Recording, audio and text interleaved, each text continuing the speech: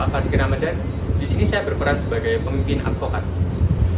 Halo, saya Aurana Dasal Sabila sebagai advokat senior 1. Halo, saya Lucia Deswita sebagai advokat senior 2. Halo, aku Adeni Fadila Jati. Di sini saya berperan sebagai advokat junior.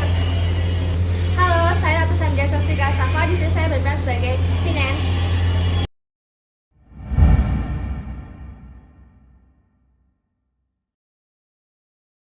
Selamat siang Bapak Ibu sekalian. Sebelumnya perkenalkan, saya Alfarizky Ramadan selaku pemimpin dari kantor advokasi Pragma Legal. Sebelumnya terima kasih atas kesempatan yang sudah diberikan kepada kami untuk memperkenalkan diri. Kemudian sekaligus untuk berbagi pandangan bahwasanya kantor advokasi yang kami punya akan menjadi kantor yang tepat bagi Bapak Ibu sekalian. Visi kami adalah menjadi firma hukum yang beretika, unggul, dan dapat dipercaya. Kemudian juga dalam penyelesaian kasus-kasusnya menjadi cepat, efektif, dan efisien. Adapun misi kami yang pertama adalah membangun koneksi jangka panjang bagi klien kami atas dasar kepercayaan. Yang kedua, menyelesaikan permasalahan hukum dengan cepat, efisien, dan transparan bagi klien kami. Mengedepankan profesionalitas dalam melakukan pendampingan hukum. Kami percaya hukum bukan hanya sekedar pasal ataupun prosedur, melainkan alat untuk menjamin perlindungan hak asasi. Oke. Baik, sebelumnya perkenalkan, nama saya Aurana Dasal Sabila dari firma Pragma Legal akan menyampaikan hasil analisis hukum terkait perceraian antara saudara Budi Santoso dan Ibu Asri Winata. Analisis ini kami susun berdasarkan fakta-fakta yang sudah Bapak sampaikan serta ketentuan hukum yang berlaku dalam Undang-Undang Nomor 1 Pasal Nomor 1 Tahun 1974 tentang perkawinan dan peraturan pelaksanaannya. Fokus kami adalah pada perkara perceraian yang rencananya akan diajukan oleh pihak istri serta posisi hukum Bapak sebagai pihak laki-laki yang beriktikat ingin mempertahankan rumah tangga ini. Pertama, kami memulai dari pokok posita bahwa perkawinan antara Bapak Budi Santoso dan Ibu Asri Winata dilangsungkan secara sah pada tahun 2005 di KUA Kecamatan Candi Mulyo, dan dari perkawinan tersebut lahir 4 orang anak. Bahwa selama hampir 20 tahun, rumah tangga ini terjalin dalam keadaan baik dan bersama-sama membangun usaha keluarga bernama Rumah Kebun, yang kemudian berkembang menjadi PT Rumah Kebun Sejahtera. Namun, sejak timbulnya perselisihan di tahun terakhir, pihak istri menyatakan keinginan untuk mengajukan gugatan cerai. Padahal, secara hukum perkawinan yang sah hanya dapat diputus oleh pengadilan sesuai dengan pasal 38 Undang-Undang Nomor 1 Tahun 1974. Dengan demikian, selama belum ada putusan pengadilan yang berkekuatan hukum tetap, status hukum Bapak dan Ibu Asri masih sah sebagai suami istri. Selain itu, sesuai pasal 82 Undang-Undang Nomor 7 Tahun 1989 tentang Peradilan Agama, hakim wajib mendamaikan para pihak terlebih dahulu sebelum memutus perkara perceraian. Maka dari itu, dari segi hukum acara, kami memandang bahwa perkawinan ini masih memiliki peluang untuk dipertahankan dan belum memenuhi alasan hukum yang cukup untuk dinyatakan putus. Selanjutnya, dari sisi petitum atau tuntutan yang dapat diajukan oleh pihak laki-laki dapat kami rumuskan beberapa poin. Pertama, memohon kepada majelis hakim untuk menolak gugatan perceraian dari pihak istri dengan pertimbangan bahwa rumah tangga ini masih bisa diselamatkan. Kedua, memohon agar majelis hakim memberikan kesempatan kepada kedua belah pihak untuk menempuh proses mediasi demi memperbaiki hubungan rumah tangga. Ketiga, memohon agar pengadilan mempertimbangkan kepentingan anak-anak yang masih sangat membutuhkan kasih sayang dari kedua orang tuanya. Dan keempat, memohon agar masa perkawinan yang panjang dan kontribusi Bapak dalam keluarga dijadikan dasar pertimbangan hukum untuk tidak memutus perkawinan ini. Petitum ini disusun dengan dasar iktikat baik, bukan untuk melawan secara pribadi, tetapi untuk menunjukkan bahwa pihak suami masih berkeinginan untuk mempertahankan kesejahteraan atau keutuhan rumah tangganya. Kemudian, mengenai kekuatan posisi hukum Bapak dalam perkara ini, yang pertama, secara hukum perkawinan ini masih sah dan belum diputus oleh pengadilan, artinya hubungan hukum antara suami dan istri masih melekat penuh. Ini bisa dijadikan sebagai dasar kuat untuk menolak gugatan perceraian. Yang kedua, Bapak masih menjalankan tanggung jawab sebagai kepala keluarga, khususnya terhadap anak-anak, baik dari segi nafkah maupun perhatian. Hal ini dapat menunjukkan bahwa Bapak memiliki iktikad baik dan kesungguhan untuk mempertahankan rumah tangga. Yang ketiga, masa perkawinan yang telah berlangsung hampir 2 dekade menjadi bukti adanya komitmen dan fondasi keluarga yang kuat. Fakta ini penting untuk menunjukkan bahwa permasalahan yang terjadi masih bersifat sementara dan dapat diperbaiki. Dan yang keempat, pengadilan memiliki kewajiban hukum untuk mengedepankan perdamaian sehingga posisi Bapak masih cukup kuat apabila diarahkan untuk mediasi dan pembinaan rumah tangga. Kekuatan-kekuatan ini perlu ditekankan agar majelis hakim melihat bahwa perkawinan ini masih memiliki dasar yang sah untuk dipertahankan. Kemudian mengenai kelemahan posisi hukum saudara Budi Santoso, kami perlu sampaikan secara profesional agar dapat diantisipasi sejak dini. Yang pertama, adanya peristiwa kekerasan dalam rumah tangga memang dapat dijadikan alasan oleh pihak istri untuk menggugat cerai. Namun, hal ini masih bisa diredam apabila dapat dibuktikan bahwa kejadian tersebut terjadi karena situasi emosi sesaat dan Bapak sudah menunjukkan penyesalan serta niat untuk memperbaiki hubungan keluarga. Yang kedua, isu hubungan dengan pihak lain di luar perkawinan juga dapat melemahkan posisi Bapak secara moral. Akan tetapi, apabila Bapak mampu menunjukkan iktikad baik untuk memperbaiki keadaan dan kembali kepada keluarga, hal ini dapat menjadi nilai positif di mata hakim. Yang ketiga, pisah tempat tinggal antara suami dan istri memang dapat dipandang sebagai tanda keretakan rumah tangga, tetapi bisa dijelaskan bahwa hal tersebut merupakan keputusan sementara demi meredam konflik, bukan bentuk penelantaran atau keinginan untuk berpisah. Kelemahan-kelemahan ini tidak bersifat fatal selama dapat dijelaskan dengan baik di persidangan dan disertai bukti-bukti yang menunjukkan niat Bapak untuk mempertahankan perkawinan. Demikian hasil analisis dari Demikian hasil analisis hukum dari firma Pragma Legal terkait perkara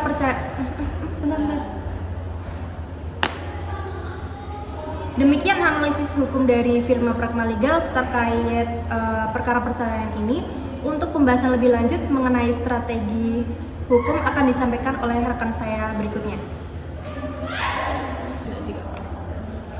Baik, perkenalkan nama saya Alicia Diswita selaku advokat senior. Izinkan saya untuk menyampaikan secara garis besar strategi penanganan perkara serta langkah-langkah hukum konkret yang akan kami tempuh untuk mempertahankan keutuhan rumah tangga Bapak Budi Santoso dan Ibu Asri Winata. Sebagaimana telah dijelaskan dalam analisis rekan saya sebelumnya, posisi hukum Bapak Budi Santoso masih cukup kuat untuk dipertahankan, karena secara hukum, perkawinan yang sah hanya dapat diputus oleh pengadilan. Dan sampai saat ini, belum ada putusan yang berkekuatan hukum tetap. Maka dari itu, langkah kami akan difokuskan untuk mencegah terjadinya perceraian dan mendorong pemulihan hubungan antara suami dan istri sesuai ketentuan peraturan perundang-undangan yang berlaku. Langkah pertama, kami akan melakukan pendekatan pralitigasi melalui upaya perdamaian dan mediasi keluarga. Kami akan menghadirkan pihak keluarga dari kedua belah pihak yang dipercaya sebagai penengah untuk menenangkan situasi. Dalam proses ini, kami akan bantu Bapak menunjukkan itikad baik untuk memperbaiki hubungan, baik dengan permintaan maaf secara terbuka, ketersediaan mengikuti bimbingan rumah tangga, maupun membuktikan bahwa Bapak masih menjalankan kewajiban memberi nafkah dan perhatian kepada anak-anak. Upaya ini penting, karena sesuai dengan pasal 39 ayat 2 Undang-Undang Nomor 1 Tahun 1974, perceraian hanya dapat dilakukan apabila terdapat alasan yang cukup bahwa suami istri tidak dapat hidup rukun lagi. Selain itu, pasal 82 Undang-Undang Nomor 7 Tahun 1989 juga menegaskan bahwa hakim wajib berusaha untuk mendamaikan para pihak sebelum menjatuhkan putusan perkara. Melalui dasar hukum ini, kami akan menunjukkan bahwa rumah tangga Bapak masih dapat diselamatkan. Selanjutnya, langkah kedua, kami akan menghadapi isu yang menjadi kelemahan, yaitu dugaan kekerasan dan dalam rumah tangga dan hubungan dengan pihak ketiga. Kami akan menelaah kembali bukti-bukti tuduhan KDRT, baik berupa visum, saksi maupun laporan polisi. Apabila memang ada peristiwa tersebut, kami akan mengarahkan hal itu dijelaskan sebagai ledakan emosi sesaat, bukan kekerasan yang dilakukan secara berulang atau disengaja. Dan Bapak Budi Santoso telah menunjukkan pernyataan menyesal serta keinginan untuk memperbaiki diri. Pendekatan ini sesuai dengan pasal 19 huruf F Peraturan Pemerintah Nomor 9 Tahun 1975 yang menyebutkan bahwa pertengkaran terus-menerus dapat menjadi alasan perceraian hanya bila tidak ada harapan untuk rukun kembali. Artinya, kalau kita bisa buktikan bahwa pertengkaran itu masih bisa diredakan, maka alasan cerai belum terpenuhi secara hukum. Kami juga akan menyarankan Bapak untuk mengikuti konseling atau bimbingan keluarga sebagaimana dianjurkan dalam pasal 77 kompilasi hukum Islam agar terlihat kesungguhan memperbaiki hubungan rumah tangga. Selain itu, terkait isu hubungan dengan pihak ketiga, kami akan pastikan bahwa Bapak menunjukkan sikap bertanggung jawab dan menghentikan hubungan tersebut sampai urusan rumah tangga ini selesai. Hal ini akan memperkuat kesan bahwa Bapak benar-benar ingin mempertahankan pernikahan, bukan meninggalkannya. Selanjutnya, langkah ketiga, jika perkara ini tetap bergulir di pengadilan, kami akan mengajukan jawaban dan eksepsi terhadap gugatan perceraian yang diajukan oleh pihak istri. Dalam jawaban tersebut, kami akan menegaskan bahwa peristiwa ini masih dapat dipertahankan dan belum ada alasan hukum yang cukup untuk diputus.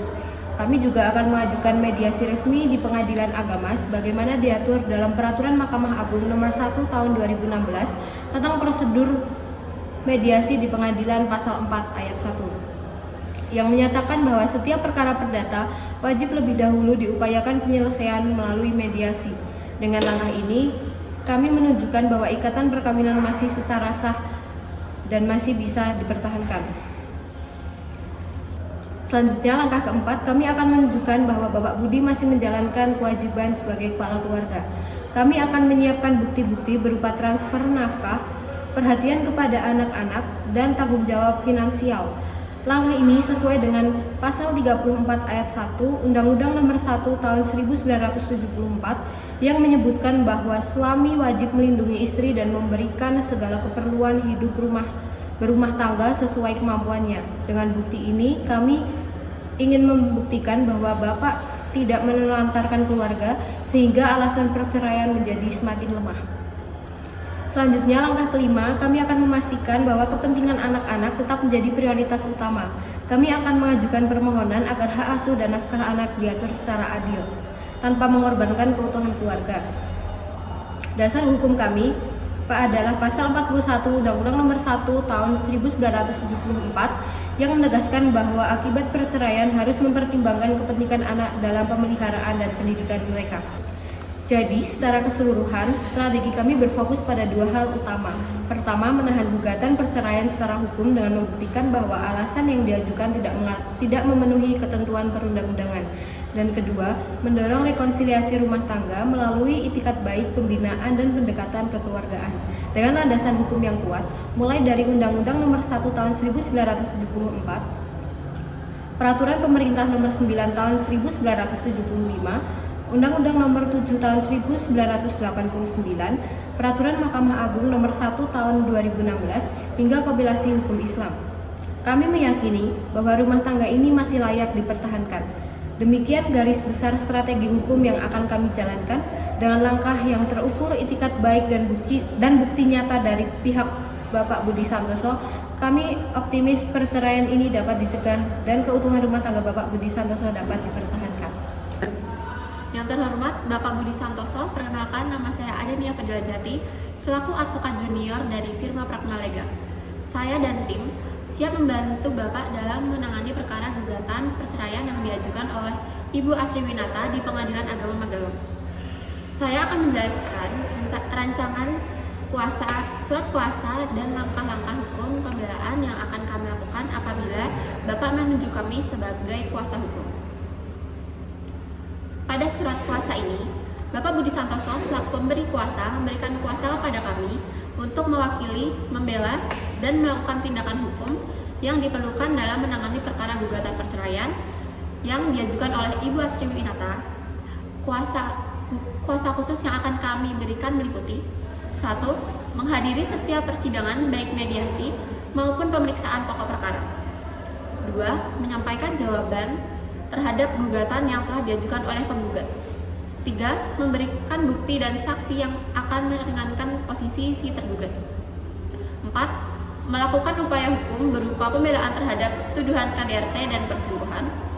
5. Mengajukan gugatan balik apabila terdapat tuntutan yang dapat merugikan si tergugat. 6. Memohon pada majelis hakim untuk menolak seluruh gugatan yang diajukan oleh penggugat. Kami selaku calon penerima kuasa dari Bapak Budi Santoso juga memiliki hak-hak yang harus dipenuhi, yaitu 1. Hak substansi kuasa. Kami berhak menunjuk advokat lain yang layak dan kompeten untuk mendampingi selama proses persidangan berlangsung. 2. Hak retensi. Kami berhak menahan berkas perkara sampai seluruh honorium dan biaya hukum telah dilunasi. Ketiga, hak honorarium. Bapak Budi Santoso memiliki kewajiban untuk membayar jasa hukum yang telah kami lakukan sesuai dengan kesepakatan perjanjian pemberian jasa hukum, biaya pengadilan, transportasi, dan administrasi. Apabila pihak dari Ibu Asriwinata tetap mengajukan gugatan, maka kami akan melakukan pembelaan sebagai berikut. 1. Kami akan menegaskan bahwa tidak pernah terjadi kekerasan fisik maupun psikis seperti yang dituduhkan oleh Ibu Asriwinata karena tuduhan KDRT tidak pernah dilaporkan ke pihak kepolisian. Tidak ada bukti visum atau laporan resmi yang dapat membuktikan telah terjadi kekerasan fisik. Kami juga akan menjelaskan bahwa percocokan rumah tangga masih dalam batas perselisihan wajar dan dapat diselesaikan melalui mediasi keluarga. Kedua, kami akan membantah tuduhan bahwa tergugat sedang menjalin hubungan terlarang dengan Ratih Suminar. Kami akan menegaskan bahwa hubungan antara tergugat dengan Ratih Suminar tidak pernah melampaui batas dan tidak ada bukti hukum yang menunjukkan adanya hubungan badan atau kehamilan akibat tergugat. Jika perlu, kami akan meminta tes DNA terhadap anak yang diduga sebagai hasil hubungan antara tergugat dan Ratih Suminar untuk kepastian hukum. Ketiga, kami akan menyampaikan bahwa tergugat masih ingin mempertahankan rumah tangga demi anak-anak. Tergugat telah meminta maaf terhadap penggugat dan berusaha untuk mengajak damai, tetapi tergugat memilih untuk meninggalkan rumah bersama anak-anak tanpa izin. Hal tersebut termasuk ke dalam pelanggaran terhadap kewajiban seorang istri bagaimana diatur dalam pasal 34 ayat 2 Undang-Undang Nomor 1 Tahun 1974 tentang perkawinan. Keempat, kami akan menegaskan bahwa harta-harta yang tercatat atas nama Asriwinata sebagian besar adalah hasil dari kerja keras dan tabungan tergugat serta bangunan dari orang tua tergugat atas nama Sutrisno. Pemohon agar Keempat, akan menegaskan bahwa harta-harta yang tercatat atas nama Asriwinata sebagian besar harta berasal dari hasil kerja keras dan tabungan tergugat serta bantuan dari orang tua tergugat bernama Sutrisno. Memohon agar pembagian harta Gonogini dilakukan secara adil dan proporsional, bukan hanya berdasarkan nama kepemilikan formal. Melalui jawaban dan pembelaan ini, kami akan memohon kepada majelis hakim agar 1. Menolak seluruh gugatan penggugat untuk seluruhnya. 2. Menyatakan perkawinan antara penggugat dan tergugat masih sah dan utuh. 3. Menetapkan bahwa hak anak Melalui jawaban pembelaan ini, kami akan memohon kepada majelis hakim agar 1. Menolak seluruh gugatan penggugat untuk seluruhnya. 2. Menyatakan perkawinan antara penggugat dan tergugat masih sah dan utuh. 3. Menetapkan bahwa anak-anak tetap di bawah pengasuhan bersama demi kepentingan terbaik mereka. 4. Menetapkan bahwa harta bersama dibagi secara proporsional dengan mempertimbangkan kontribusi kedua pihak. 5. Membebankan biaya perkara kepada penggugat. Kami berkomitmen untuk mendampingi Bapak dan dengan profesional, objektif, dan tetap mengedepankan penyelesaian yang baik, damai, apabila masih memungkinkan. Apabila diperlukan, kami akan melakukan mediasi ulang untuk mencari solusi kekeluargaan yang terbaik bagi kedua belah pihak dan anak-anak. Baik Bapak Budi, terima kasih atas kesempatan yang diberikan. Izinkan saya, Ratu Sandia, sebagai bagian finance untuk menyampaikan penjelasan mengenai rincian biaya jasa hukum serta beberapa dokumen yang perlu kami siapkan untuk memperoleh pembuktian di persidangan nantinya. Untuk perkara perdana yang Bapak hadapi, karena kami menerapkan sistem pembayaran gabungan antara biaya tetap, yaitu retainer fee, dan biaya hasil, yaitu success fee. Retainer fee merupakan biaya dasar pendampingan hukum yang mencakup seluruh kegiatan administrasi perkara, penyusunan surat kuasa, pembuatan surat jawaban tergugat, serta penyampaian bukti dan berkas persidangan. Jumlah retainer fee yang kami tetapkan sebesar 50 juta. Selanjutnya, success fee akan dilakukan apabila perkara ini memperoleh hasil sesuai dengan kepentingan Bapak, seperti penolakan sebagian atau seluruh gugatan, atau tercapainya kesepakatan damai yang menguntungkan. Untuk success fee, kami menerapkan besaran 10% dari nilai harta bersama atau objek sengketa yang berhasil diperhentikan oleh Bapak. Terkait teknis pembayarannya, retainer fee dibayarkan di awal setelah penandatanganan surat kuasa dan dapat dilakukan melalui transfer rekening resmi pada kantor kami. Sedangkan success fee akan diselesaikan setelah perkara ini dinyatakan berkekuatan hukum tetap. Selain itu, kami akan menyampaikan sejumlah dokumen pendukung untuk pembuktian di persidangan nantinya. Dokumen-dokumen ini penting agar kami dapat membangun argumentasi hukum yang kuat bagi pihak Bapak sebagai tergugat. Dokumen itu antara lain yang pertama, fotokopi akta nikah dan kartu keluarga untuk membuktikan hubungan hukum Bapak dan Ibu asli sebagai suami istri yang sah. Yang kedua, sertifikat rumah, kendaraan, dan aset usaha untuk menunjukkan kedudukan kepemilikan dalam harta bersama. Yang ketiga, bukti transaksi keuangan seperti rekening koran dan laporan keuangan usaha rumah kebun untuk memperlihatkan kontribusi Bapak dalam pendirian dan pengembangan usaha tersebut. Dan terakhir, bukti dokumen perjanjian pranikah antara Bapak dan Ibu asli yang tidak memuat larangan poligami. Dokumen ini dapat kami gunakan untuk menunjukkan bahwa keinginan Bapak untuk menikah lagi dilakukan dengan dasar kesepemahaman awal, bukan semata-mata pelanggaran perjanjian perkawinan.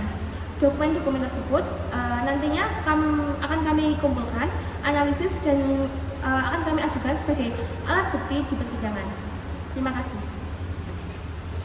Bapak Ibu sekalian, kami memahami bahwa memiliki firma hukum bukanlah satu hal yang mudah.